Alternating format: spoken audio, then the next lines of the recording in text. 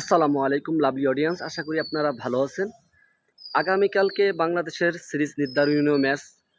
যেহেতু বাংলাদেশ মানে গতকালকে যে ম্যাচটি গেছে, সত্যি কথা বলতে বাংলাদেশ উইন ডিজার্ভ করতো, কিন্তু একটা পর্যায়ক্রমে কিন্তু ওয়েস্ট ইন্ডিজের উইন ডিজার্ভ করতো। তো ওয়েস্ট ইন্ডিজ আমি চেয়েছিলাম মনে প্রাণে যে ওয়েস্ট ইন্ডিজও জিতুক, কারণ ওরা অনেক পরিশ্রম করেছে।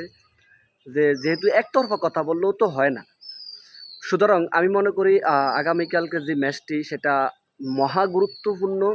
এবং যদি গুরুত্বপূর্ণ হয়ও, হ্যাঁ, সেটা কিন্তু সিরিজ যদি জয় করতেও পারে, কিন্তু ৯ নম্বরে ওটার চান্সেস খুবই খুবই ক্ষীণ। কারণ 3 নীলে যদি হারাতে পারতো ওয়েস্ট ইন্ডিজকে, তাহলে কিন্তু ৯ নম্বর ওঠার চান্স থাকতো প্রবল। কিন্তু সেটা বাংলাদেশ নিজে পায়ে কুড়াল দিছে, এরকমটাই অবস্থা। মানে ওদেরকে মানে নেলা দিয়ে খাইয়ে দিবে, খাবে না, এটার অবস্থা ওদের বাংলাদেশের।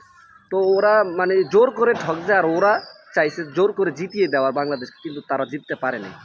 শুধু শুধু তারা ফ্লপ করে। তো আমাদের বিসিবি অস্ট্রেলিয়াতে বসে আছে, মানে আমাদের দলের অবস্থা যে যে বেহাল, সেটার দিকে বোধহয় তার নজর নাই। আর আমাদের সালাউদ্দিন সাহেব, হ্যাঁ হ্যাঁ, কালো মানিকের আর কি তার পছন্দীয় লোক। ওনার 99% লোকের একটাই ছিল যে রিশাদ কালকে ম্যাচে সুপার ওভারে খেলবে, কিন্তু সেটা উনি আর কি নস্যাৎ করে দিয়েছে।